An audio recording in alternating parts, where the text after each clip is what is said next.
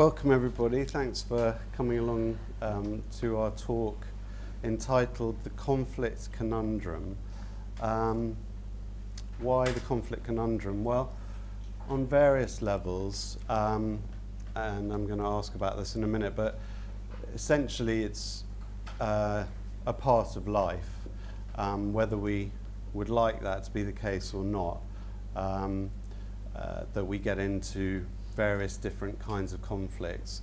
And we're focusing here on more on the type of conflict that just carries on, and not just a one-off argument or even necessarily different arguments in a particular relationship, but one where we get really stuck and we're locked in, and so is the other person, and there's no moving forward. So who here has been in some kind of conflict, as I've described, in a workplace situation, whether with an employee or an employer or a colleague? An ongoing conflict that just doesn't seem to be resolving. Thanks. And what about in your personal lives, whether that's a friendship or family member? Anyone been locked in there? Okay, so that's interesting. Yeah. Yeah.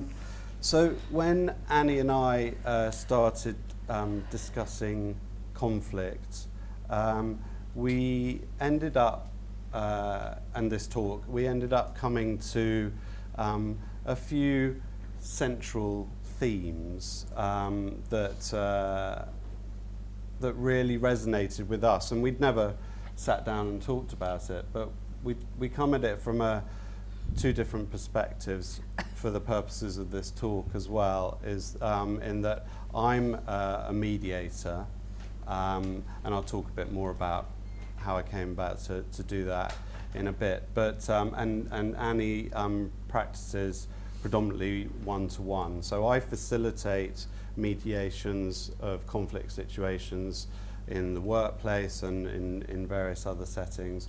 Annie's going to talk more predominantly about how she helps people to use their voice. manage, to use find their voice. Yeah. And I think the thing that came out of our initial discussion for me was how and when do we choose to intervene if we're sat managing a conflict, or helping some people to have a difficult conversation, or even specifically to resolve a situation. And that's a big one as a mediator, because it's also combined with how do we also stay completely present in the room to the process. If I'm sat there thinking, when should I intervene? When should I say something? I'm not holding the space very well for the two people who are having the conversation. So there's that. That was one of the major things, and as I say, that will hopefully come out of some of what we're talking about. The balance between the two of those. And Yeah, and also my take on this is about practicing discernment, when to speak up and when to keep quiet, when to walk away and let it go, and when to actually fight your corner. Well, not fight, it's probably not the right word to use in this talk, but as Meghan Markle quite rightly pointed out at the mental health conference recently, it's not about us finding our voice. We have a voice. It's about using it in a non-aggressive way when we're in conflict or we're in conversation with someone we're not agreeing. And so many clients that I see are really nervous of conflict. They're nervous of confrontation, and the common theme seems to be that they either jump in and they get very aggressive and want to be right and get in the last word, or they contract and say nothing, and neither is a good look. Neither works. And then what we both realised out of our initial talk together was that what we are trying to do is to help our clients get some clarity in quite a chaotic situation. That if they can start from a place of real clarity of what do they want or need out of the situation, and those two are different things. What have they brought to the situation in the first place? That means that they've contributed, and bearing in mind, especially in my work, I'm usually sat with some people who, as I say, have been in a very intractable long-term dispute, and they're pointing fingers at each other and have been for some time. So what I'm trying to do is get them to try to look at what they might have brought to the situation in the first place. Yeah, and I'm very much, because I work as a success coach, clinical hypnotherapist and an author, but I'm also a high level intuitive. So I'm, again, as I mentioned before, all about practicing discernment, but also about helping people get centered. That's for me the most important, get really grounded, and not shoot from that emotional charge or that trigger. That reaction is not powerful, it's not effective. So I'm all about helping people respond, but breathing and getting centered and getting grounded, not just mentally but physically. And brevity of message. You know, the more we over explain, the less we convince. It's about being very succinct and empowered. You can't play big when using weak words. It's all of those things.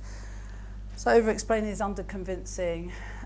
Shooting from the hip is just all of that stuff. I'm all about pulling people back and helping them have the confidence and the competence to speak in a really, get the message out with clarity. But first of all, they need to know what it is that they want, what outcome they want.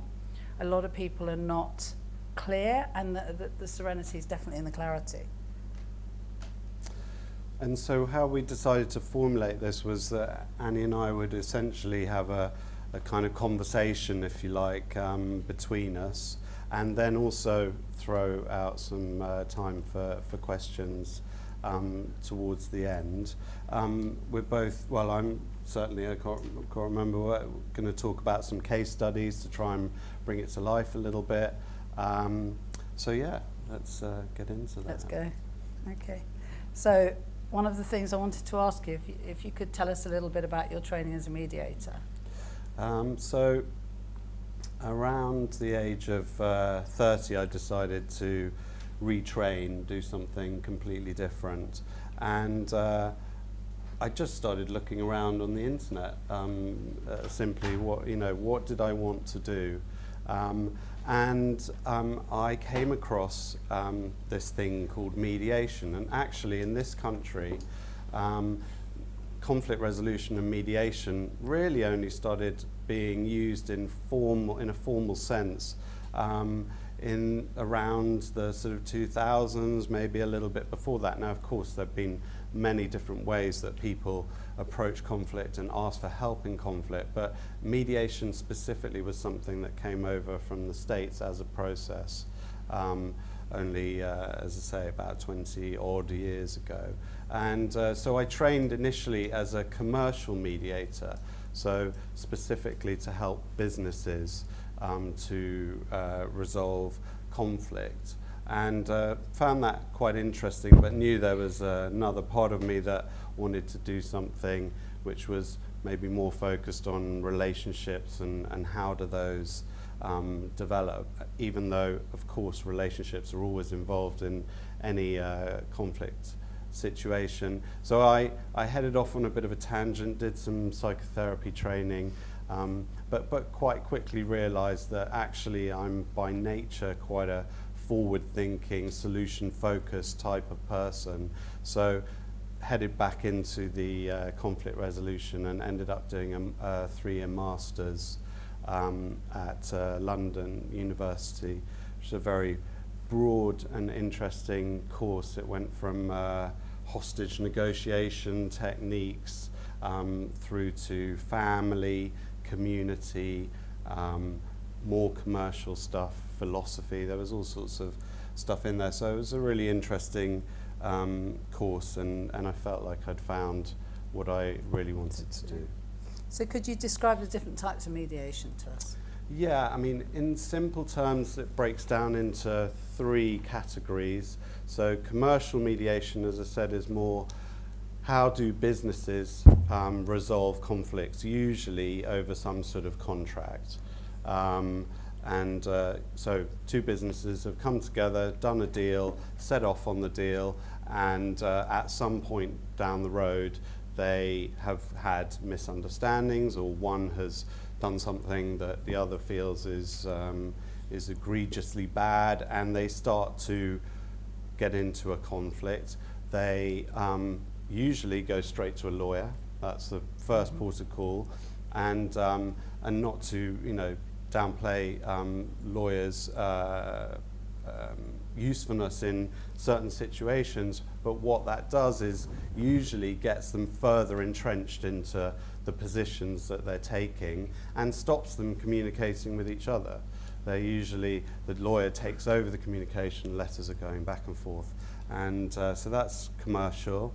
Then you have community mediation. That can be anything ranging from two neighbours having a fight over noise or a fence or anything like that, right across to much bigger organisations, say religious organisations that have a disparity of views and they're trying to decide on something specific.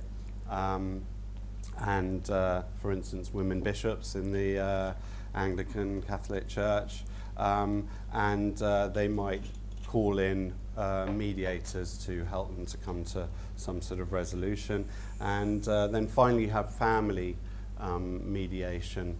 Again, on one end of the scale you have court-ordered family mediation, so when people are going to court specifically at the point of divorce, they sometimes get diverted to mediation in order to try to resolve everything without having to go to court.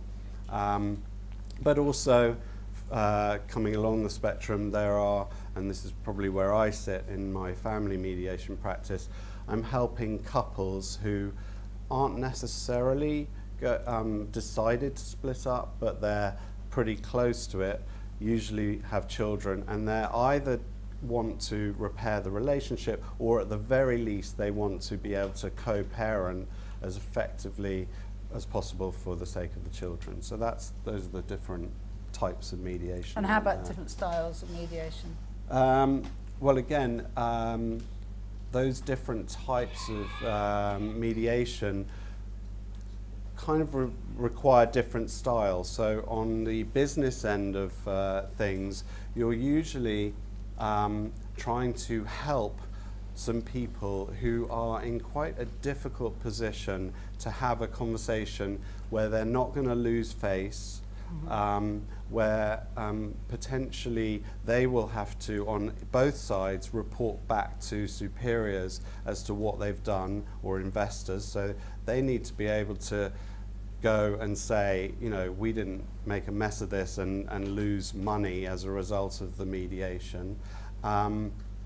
So that would require a fairly, what's called a directive style. So what I'm looking to do as a commercial mediator is get them in the room, do an introduction, and then usually split them back apart into two separate rooms and start to shuttle between the two parties. That allows them to say things to me in confidence, but I ask their permission if I can take it across, if it's useful to the process. But they can at least not be saying things in front of the other party. Usually the process is without prejudice, i.e. they're not allowed to take stuff from the mediation into a court, but trust is low, and essentially the safest feeling for them is to be having that conversation through an intermediary. And then you move along the spectrum again to a style which would be called transformative. So you might use this more in community or family situations where you're essentially a facilitator for a conversation. You're providing a space where two people or two groups can have a conversation, and you're not trying to actually intervene in the process very much. You're essentially trusting to a certain extent that the conversation will get them to where they want to be. They instinctively know how to move forward. You might, at points, if it looks like it's heading off track, choose to try to nudge them one way or the other, but essentially it's a hands-off approach. approach. Okay, so what are the principles, thank you, inherent in your role as a mediator? So first of all, confidentiality, very important. The parties need to know that you are neutral and impartial. So you're going to sit right in between them. You're not going to be making decisions for them. You're facilitating them to make good decisions for themselves. And finally, that you're not going to be judging them for whichever way they choose to go in the process. So the skill sets that are required are? Probably, across many of the practitioners, some of you will be in this room, just active listening, so being present to the parties, open questions, so you want to elicit information from the parties that the other party can hear or that you can hear and take back. So you need to be open, asking questions that allow information to come out. And then once you have got them talking to each other, you might be looking to intervene to help people to reframe some of the things that they're saying into a slightly more neutral or more helpful or more factual sense, rather than allowing some of the emotion to come in and take over. Yeah, totally get that. Would you like to give us some examples? Yes. Also, so fairly briefly, there's also a version, I lost my mic, called narrative mediation, which essentially says that a person will not be able to hear the counterparty in a mediation until they really honestly feel and believe that they have been heard themselves. Yeah, so makes people sense. need to tell their story and have that story heard and be reflected back that they've heard it before they're willing to shift and maybe listen to something Yeah, that which makes sense. runs counter to Totally. their story. Yeah, So totally makes sense. to run through a couple of case studies in the commercial setting, I did a mediation which was between a council and one of their contractors. I co-mediated with a more experienced mediator. They had been in conflict over a contract for 8 full years, firing letters back and forth between the lawyers and moving nowhere on it. And we came to meet, that 2 days had been set aside for the mediation. And, it was clear, again, that each party had a lot riding on, on one side government money, on the other side investors. They had the lawyers sat there in the room, and who had been saying, you can't take that, and essentially setting out, digging the trenches and for the conflict. So for anyone to move was going to be a big thing. But in 2 days, through a series of processes, one of which I'll talk briefly about is called reality testing. So what you do in reality testing is you're saying to the parties, okay, let's review what's happened so far. How long has this been going on? 8 years. How much have you spent so far? X amount. How many man hours have you on your side and your side actually contributed to this? Not just the actual hours that you've worked on this, but how much time have you individually been thinking about this conflict, going back over it, etc., etc. And so you get them to actually quantify as much as possible of this stuff. And then you say, okay, so if you settle today, what will happen? And essentially you're looking at, we agree a figure and we walk away from this and it's finished. If you don't settle today, what's going to happen? Okay, well, we're going to have to eventually go to court. That's the next step. Okay, so what does that look like? Well, essentially we're looking at more lawyers' fees, more time to prepare for it thoroughly, days in court where we obviously could be doing our job. So you're essentially getting, again, them to quantify all of that in numbers and figures.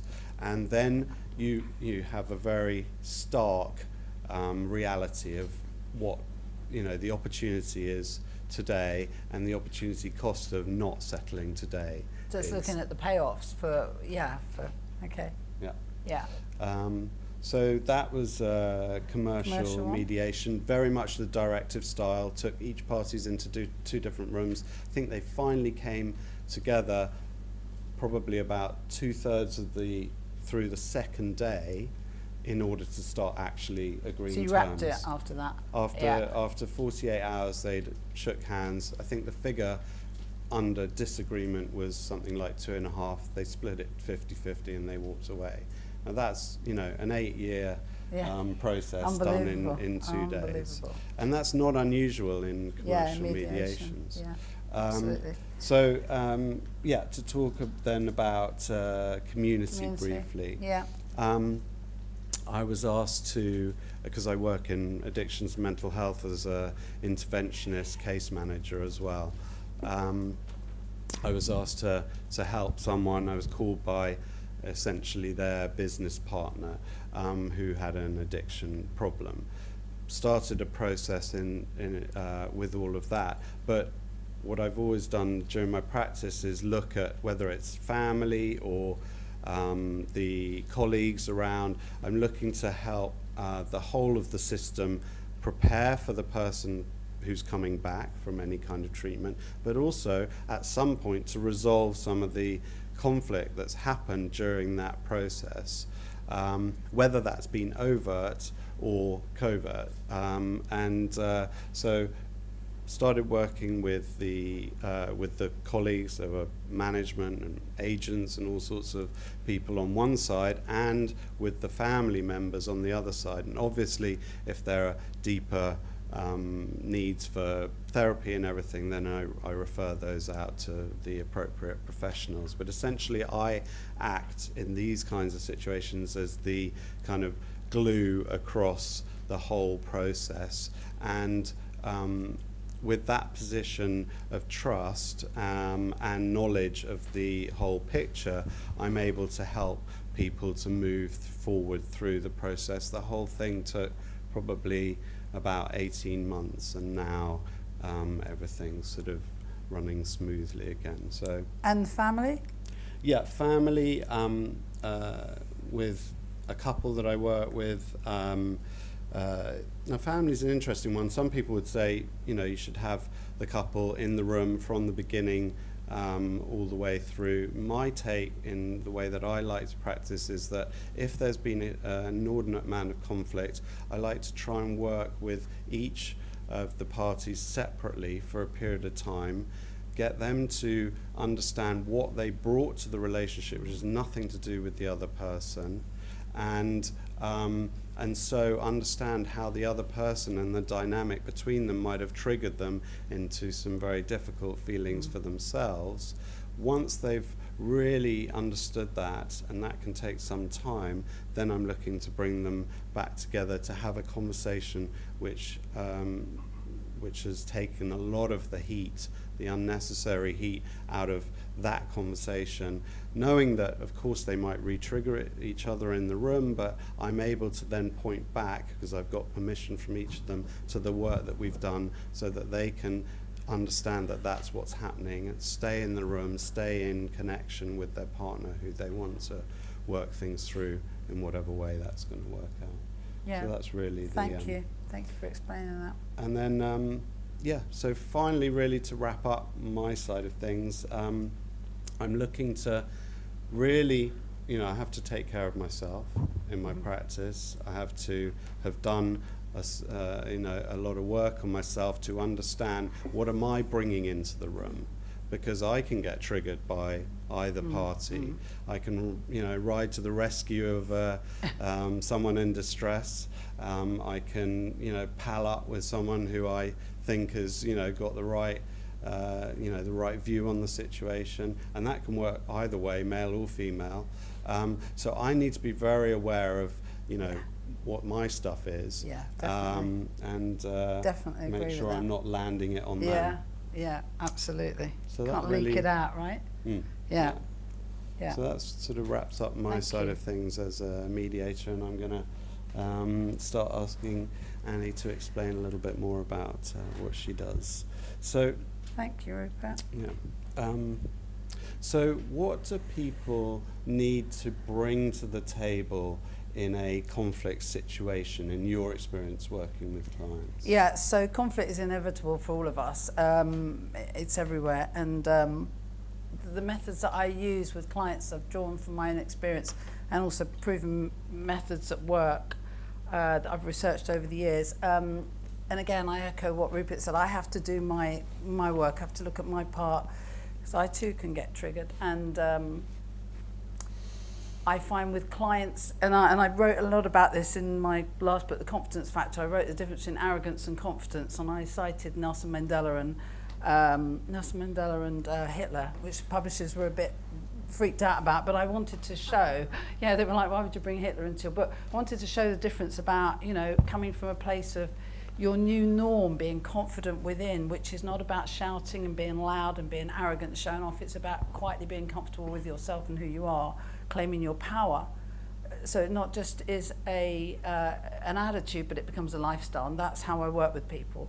So when there's conflict, and there is everywhere, it's about first and foremost being centered in yourself. And when we were speaking earlier, I was saying that I felt really passionately that, you know, I have to walk my talk, because this is how I make a living. So it's just explaining to people that not to be fearful. We need to reframe our view on conflict. I can't even tell you the amount of people when I go into like companies, organizations, global companies, well-known big clients, super successful people, celebrities, high-profile entrepreneurs, politicians, whoever it is, and every single one, it's like, oh, they either just really ready to fight, or they just contract. And I keep repeating this because I see it over and over and over again. So my job is to help people reframe conflict and say you can speak up and you can get your point across, but you need to do it in a way which is neutral, which is centered, which is what I call the Madonna style, which is she pauses, she drops into a solar plexus, she pauses, she's very smart, she waits and then she speaks, she listens and then she waits before she responds while she assimilates what's been said. And that is very, very powerful, because she's sitting in her, she's grounded. And I'm just citing her as an example. So that's what I bring to people that are in conflict, you know, tools, practical tools. I too started out, I was going to be a psychologist. After 2 years, I flipped around and became a coach and a hypnotherapist and an author, because I wanted to take people forward and not take them back. So I do work a lot with clients that are in therapy, but I do help them move forward, so they've got a little bag of tools they can take out every day.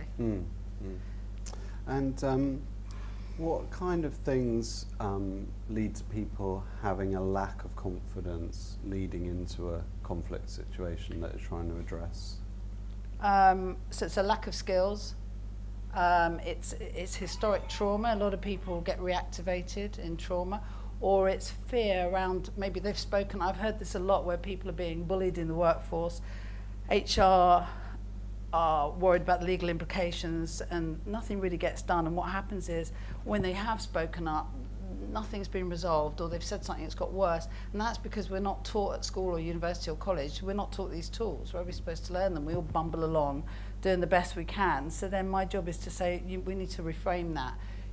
You know, we can reframe it so you can go forward in a very different way if you change your perspective. So you don't come from fear, you come from being centered. And what does happen when we head into those situations with that anxiety, that lack of confidence? Oh, it can get a bit of a hot mess, actually, because what happens is people's emotions tend to override their rationale and their logical thinking. You know, we know for sure, especially when, you know, we're working with untreated addicts, or we're working with narcissists, or people that have difficult personalities, that it's not about logic. And so basically, yes, there's a system and a method and a way we can put ourselves out there and present ourselves.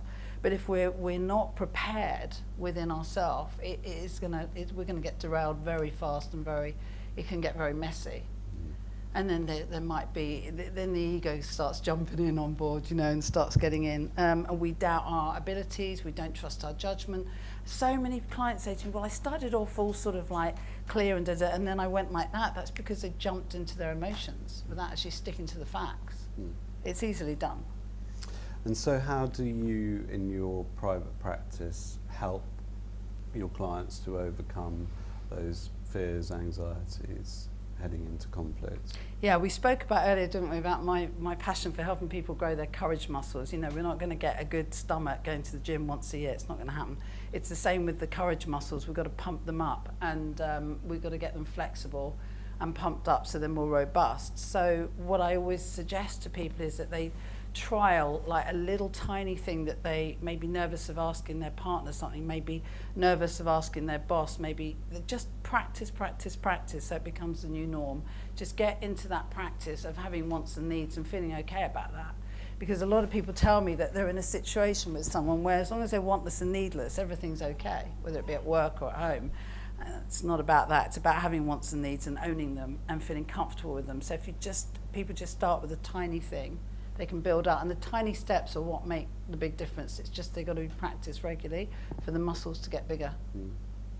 And so what can you expand on, like what other tips you give clients to make that practical before they head in? Pump the brakes, which you asked me what that meant. So that's my American, just come back from LA, and they were all talking about pumping the brakes. So it's just, I always give them a visualization to drive. You're driving down a hill, and you know, go down gear, just slow, be in the moment, get still, get centered. That's so important. And whatever floats your boat, whether it be yoga or Pilates or getting enough sleep or drinking water, going for a walk, doesn't really matter. Just slow, pause before jumping and letting the emotions take over. Planning, practice and prepare, I can't stress that enough. And I'm all over sound bites and phrases and scripts because clients tell me they're so helpful to have little scripts, phrases, punchlines so that they can practice them and plan them and talk to themselves in the mirror. Practice looking themselves in the eyes, so when they're talking to someone they can look straight at them. Look at their body language so they're not all like this. Take the space, you know, and practice and get really comfortable with speaking up in a really calm, neutral tone. Keep practicing. And so what happens when they're in that discussion and they're receiving some pushback on what they want to say? How do you suggest people deal with that? With pushback? What, when the other person's resistant? Yeah. They haven't, you know, they've gone in there wanting to own this, and then suddenly it's coming back at them.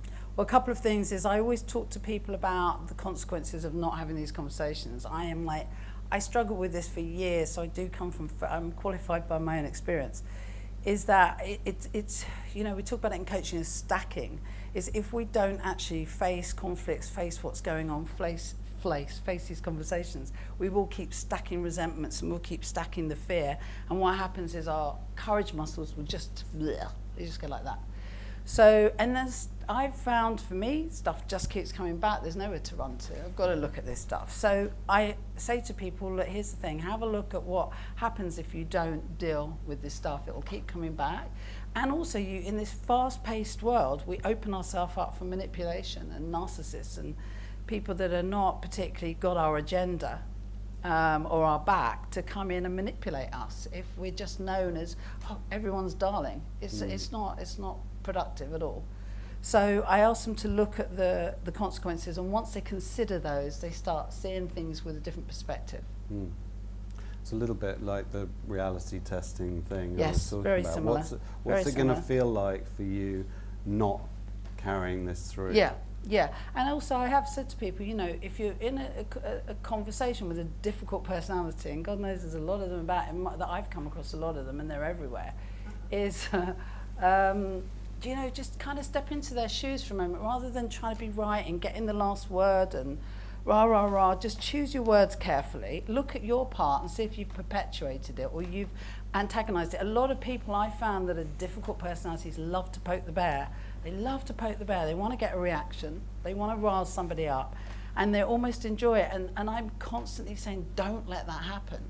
Don't let them poke the bear. Just hold your ground, and you can shut the conversation down if someone starts getting abusive or you don't have to stand there and you don't have to stand there and take that. No one has to. You can shut it down. So you coaching people with specific possible outcomes when they're heading in to have this type of conversations. Yeah. So can you talk And a I'm bit also more about dealing that? with people that have had a lot of bullying in the workforce, that have come to me at kind of a place where they've crumbled, actually. And what I've found is they have actually, it's reactivated a lot of trauma, because sometimes it starts out quite small, but it's growing. And whatever they're saying to that person, their boss, or even their partner in a relationship, or it could be the mother-in-law, the brother-in-law, the sister, whatever, is that they're just going round and round in circles because everyone's trying to be right. And everyone's trying to get the last word in. Nobody's really listening, and nobody's really seeing the other person's perspective, so nothing gets resolved. And what I've said all the time is, it's about being focused, being disciplined, but being integral and authentic. That will always pay off, and detaching from difficult people. But most importantly, not shrinking to fit in, because that is a form of self-betrayal. And I come up against that a lot. It's don't shrink to make someone like you or to be accepted. Be who you are and own it. Just don't be aggressive. And maybe talk, if you can, a little bit more about you talk about mastering the skills and practice and prepare. What do those things actually entail when you're sitting in front of a client? It could be visualization, which is really, really powerful. Visualizing the outcome, visualizing the resolution and the end of it, rather than going through that whole process. We don't need to go through that, the hows and what's, but the visualization of going down the hill, slowly. The Buddhists talk about being like the oak tree, which a lot of clients love this, the oak tree, and the top is a willow tree, so you're flexible and open, and you're listening, and you're open, and you're taking constructive criticism, but the oak tree is where you stay solid. You don't waver and derail or go into being compliant because that's what they want, or start getting stroppy. You just stay very, very still and grounded, and that takes practice. So again, that's back to the meditation or the breathing or the yoga, whatever it is, but this needs to become the new norm, because clients do say to me quite often, well, this is all great, but what if I'm caught off guard? Somebody suddenly. And I say that, as I've said before, becoming confident becomes a lifestyle, not just an attitude. It becomes your new norm. If you're prepared, then you're not going to get derailed that fast. You're just going to be much more mindful when that happens, and not buy into it, and not jump like a 3-year-old. We're not 3. Do you know what I mean? We just need to be, it's that fully self-supporting adult who says, I'm claiming my power, I'm standing in my own light, and I'm okay with that. Sorry if you don't like me, but I like me. I don't much care if you like me or not, because I think I'm cool. It's that type of thing without being arrogant. And that takes practice. Yep. Okay, anything else in particular, or should we throw this open? Yeah, let's throw it open for questions. So, anyone, anything? I am finding myself totally stirred by hearing it. So as we spoke about, including who we are and being responsible for what is triggered, my stomach is just like, So what I'm reacting to is that I have, for 30 years, I've been working with people and breath. I'm a breath worker, rebirther, and I used to be mediator, and I'm training in NVC, nonviolent communication, and there are things that I find so valuable, which is heart connection, which is about presence, which is about authentic. So I think you have so many, whatever you just called it, these sentences which are really helpful, which would be really helpful once someone is already solid, is already having a level of self-esteem, a level of connection with their own well-being, know the feeling, recognize their own feelings. I'm just a little nervous because it's like, strong to talk from that stage, right? But I've chosen to come here. So it's like, for me is a lot of conflict are there from nobody listening and speaking from a listenability. I I was there when Marshall Rosenberg, nonviolent communication founder, came in London many years ago, and I loved what he said. He said, once we are able to speak our feelings, to acknowledge our feelings, to see the link with the feelings which are about our needs being met and unmet, once we can speak that, when we can hear the same to the other party, then you are 20 minutes away from conflict resolution. Yeah. Because people's needs, feelings, if somebody is in some feelings, they will become a pressure cooker. Yeah, and that's what Rupert said earlier I just about. Really, just to complete, really appreciate where you're coming from, and from where I'm coming from, I needed to speak up to just also say, I also value not just recipes or tools, but a true practice of communicating and valuing self, and it's a whole journey. Absolutely, So it's a whole journey. Thank you so much for. Thank you. Thank you, Chris.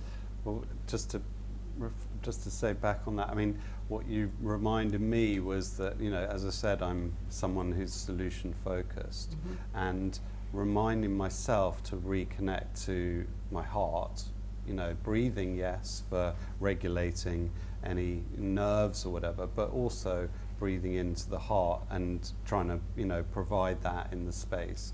So important. So Yeah. thank you. Yes, Judgment. When exactly, people, yeah. If I can come from my heart, like, Absolutely. I'm not judging you, right? But I'm just like really. No, I don't feel wanting judged. to- You yeah, have your exactly, opinion, I have because mine. But I can only go on the experience I have, and I do Oh, yes. hypnotherapy, so I work with my clients to help them Indeed. get to that place. Indeed.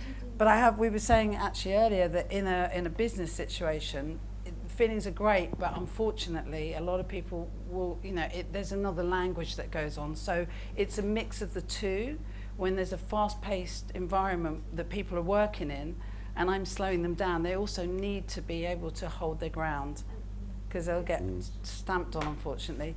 Would you like to? Yeah, I had a question about, I once sat on a plane next to a woman who's a psychotherapist who said she specialised in family businesses, and I wondered if you had any experience in that, and how in family-run businesses, no matter how big or small they are, there's the underlay of the family's origin dynamic that then plays out in the workplace, and I'm interested in that.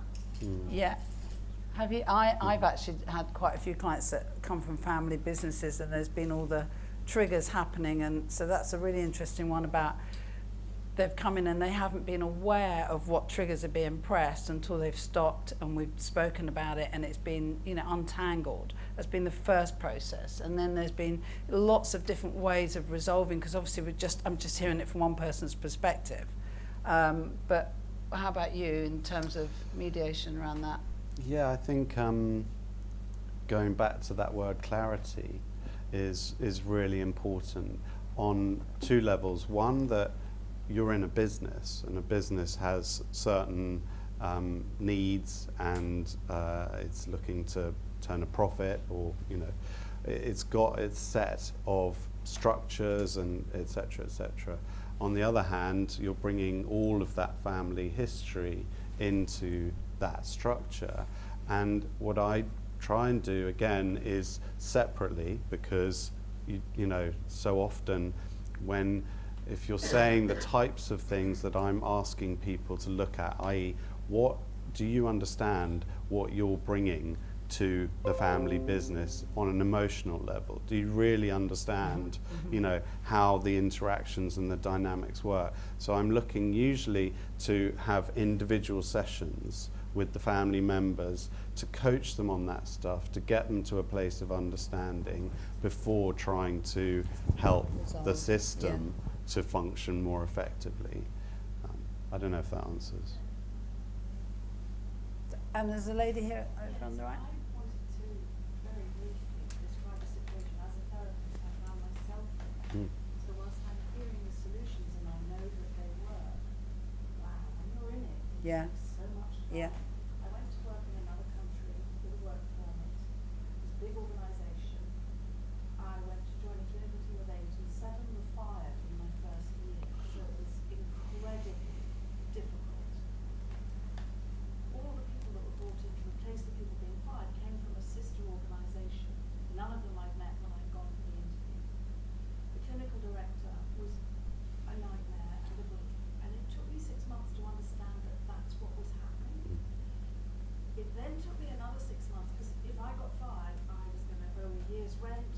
release Yeah. the car, I couldn't go Yeah. for anybody, I was stuck. Yeah.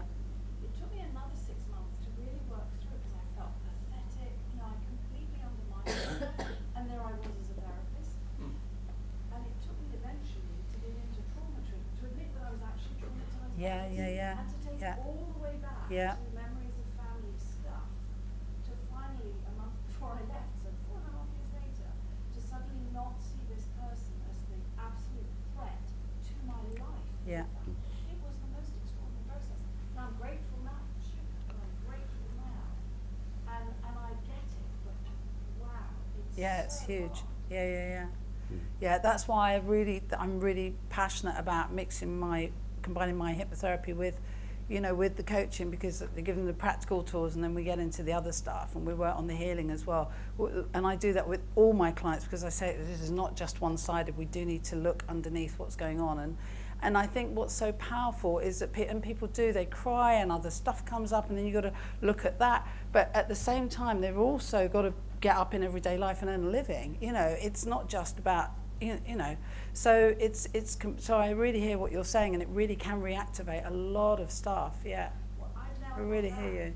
at this session, at this conference, because the boss of the place is here, and said I left because of her. Right. Not ultimately, personally, but the organisation supported it. Yeah. And I can't work for an organisation. No. That supports that. What's happening? Yeah. Yeah. Absolutely. Absolutely hear you. Wow.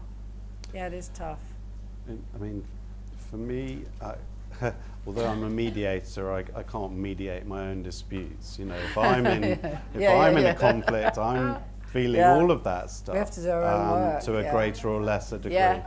You know, Yeah. the skills go out the window. Yeah. So and then I just have to come back to how do I look after myself Exactly. the best. You know, Yeah. do my best at looking after myself, and that falls short sometimes as well. But I just, you know, you have to be kind to yourself. You know. Immerse yourself in kindness. We were talking about that before, that to be holding space for other people, you got to constantly be working on yourself. It's just ongoing. It's just ongoing, yeah. Can't bleed on anyone. I have two sort of common questions. My name's Rachel. Hi. Hi. Is a goal conflict resolution or conflict de-escalation? Is it always solution oriented? I work That's a from a good harm reduction question. model, so that sometimes people clean as a moving target, sobriety is a moving target. So that's one question I have. Is it escalation sometimes instead of just the final goal of resolution for the acceptance? And the other question is, can you clarify what you meant by the Madonna response? Were you Madonna the rock star or Madonna like the blessed? Oh, thank you for flagging that up. I shouldn't have assumed everyone knew what I meant. So you kick off, Rupert. Yeah, I mean, a great question, and I think what's appropriate in the circumstances. My experience is that I can't will and force a pair of parties to get to a solution or a resolution necessarily. That's essentially what I'm looking to do.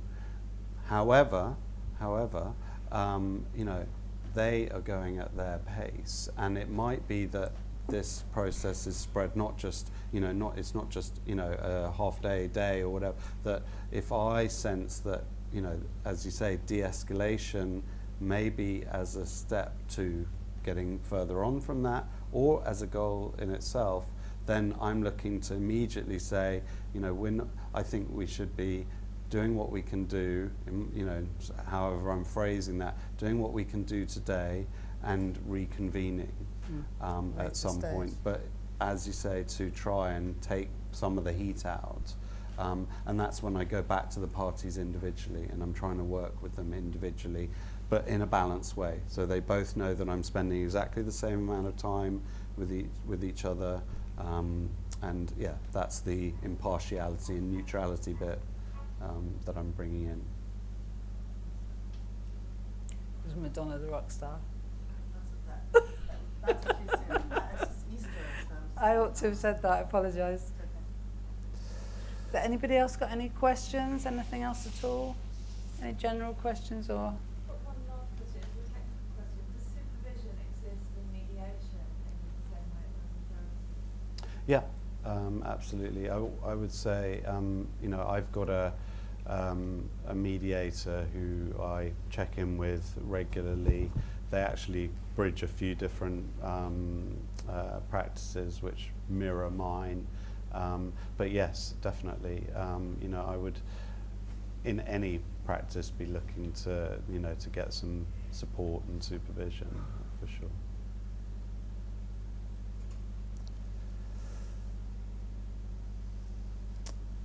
Anyone else?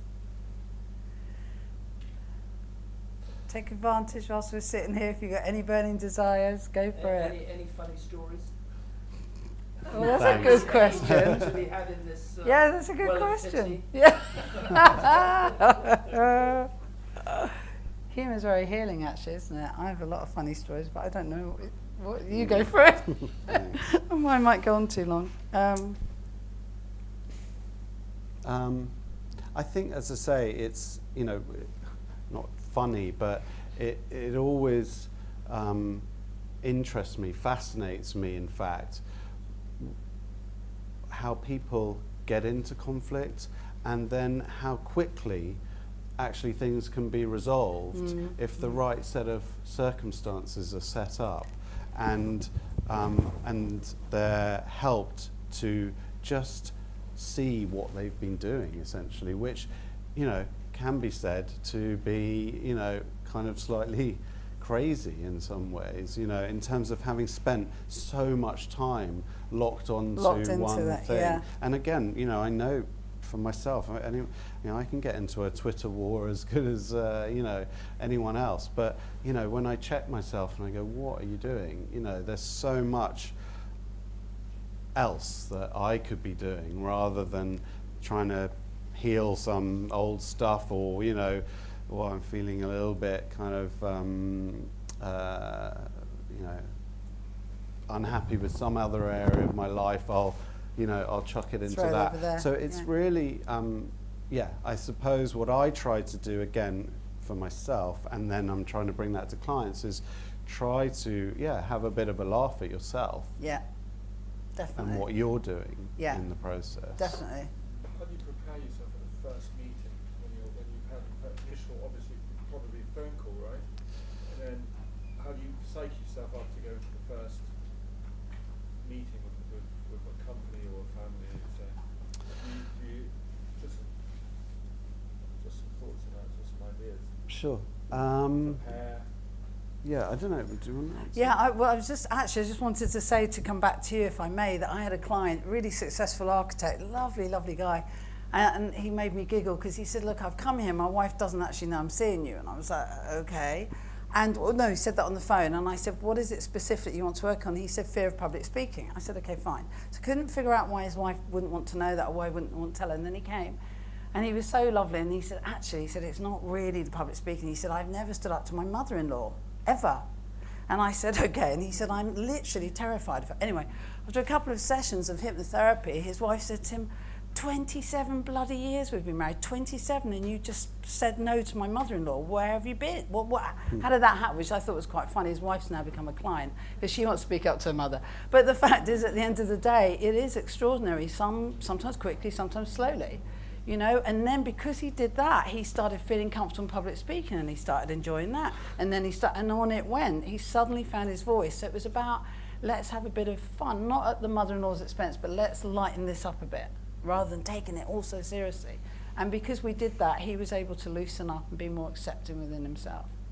So I just want to say that. I'm sorry, I didn't mean to hijack your question. Got it. Question again. How do you psych yourself up for the first initial meeting? So what do you do to prepare in order to get to know that, when you go in, you want to be pretty confident of what you're going to tell your client. How do you prepare? Like just a few bullet points, just a few ideas. Well, first of all, no.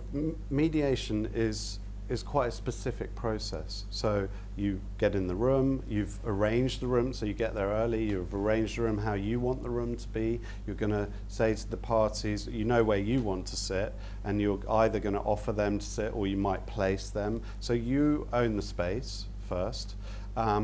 Additionally to that, it's really, first of all, know the process, so know what you're going to be taking people through, and have had that rehearsed well enough that you're not going to stumble on something in terms of the process. And finally, really, it's just about coming into yourself and being absolutely solid in yourself, knowing how you feel. Are you in good shape that day? Did you not particularly good shape?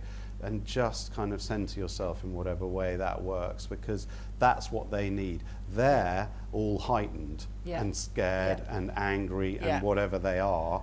You need to be that calm kind of rock grounded in the room that they can revolve around and eventually kind of come and settle down. Exactly. And another thing I do a lot of is a lot of due diligence. A lot of due diligence. You know, I've interviewed a lot of super successful people over the years, and one of the things I remember came from Simon Cowell, actually, was about why would I be interested in you if you've not shown any interest in me.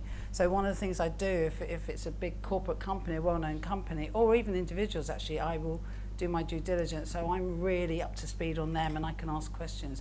But I echo what Rupert said. The most important thing is I got to keep working on me all the time and keep my heart open. You know, be safe, but keep my heart open and actually get some compassion, because I have compassion for me. I can have empathy and compassion for someone else, even if they're being a bit unreasonable and a bit hectic and a bit all over the place. But like you said, it's our job to be very grounded and just hold that space.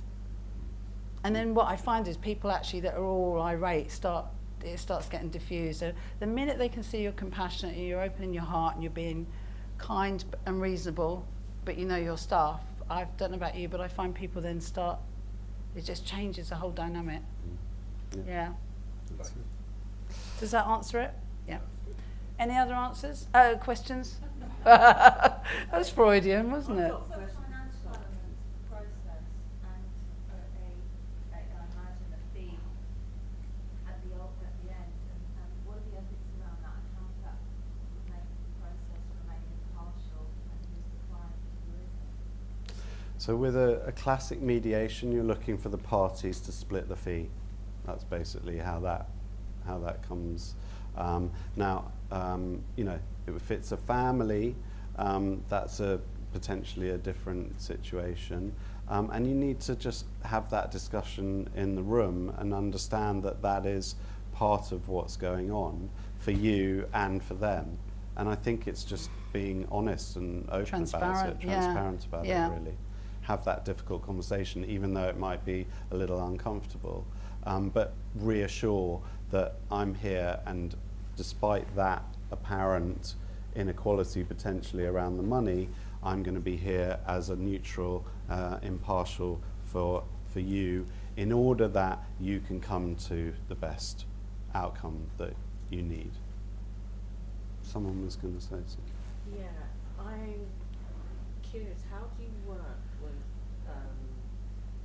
the person that is possibly both the bully and the victim as well? Yeah, really good question. Really good question. Because in my family, there's umpteen conflicts, and I've got a father who's very much quite stamped his authority as my whatever I say goes, Mhm. and very authoritarian, very disciplinarian, but also there's a sense of like with his parents, he was the Stomped upon, maybe. Yeah, no, I get it. Totally. didn't have that big Totally. voice. Yeah. And working through my own as a therapist and working through my own, I also met his personality or father type in the workplace with my bosses. It's very interesting. No, it's a really complex. You're right. complexity It's of it. really, really complex. And I found out that in his family he'd lost an older brother that parents doted on, and he was not the unloved child. So there's some conflict within that, some victim, and the bully was, I can't tell you. No, I get it. I had years of that, so I get it. Had it since a child, so I get it. I'm always explaining to people that. Sorry, I'm just aware of the time. Do we have to be out by a certain time? No, that's okay. I'm just aware that that the bully is always very insecure. Yeah. That they're never assertive or feel good about themselves, and it's something we need to always remember. Yeah. So never to be scared of the bully, because once the bullies love to live in the dark, right? Yeah. So as you put them in the Not light, they this- don't like it. You No. expose them, they don't like it. So it's about building our own confidence muscles inside and feeling good enough about ourselves that we can actually say this is not okay, and feel comfortable in saying that. But I really hear it's very multi-layered. It's very complex. Yeah. Just aware that you work with yourself. You Yeah. meet that in the workplace, like, and you meet that in bosses that are bullies. Yeah. Yeah. That also reflect what you haven't dealt with. Absolutely. Takes you to a small place. Absolutely. And it's just like, how do you deal with those dynamics? So, you've got the father going on at home, and the family, you've got the parent in the workplace, same bullying type, and you've got to find your voice, and you've got to live and eat. You can't just sort of walk out of each job.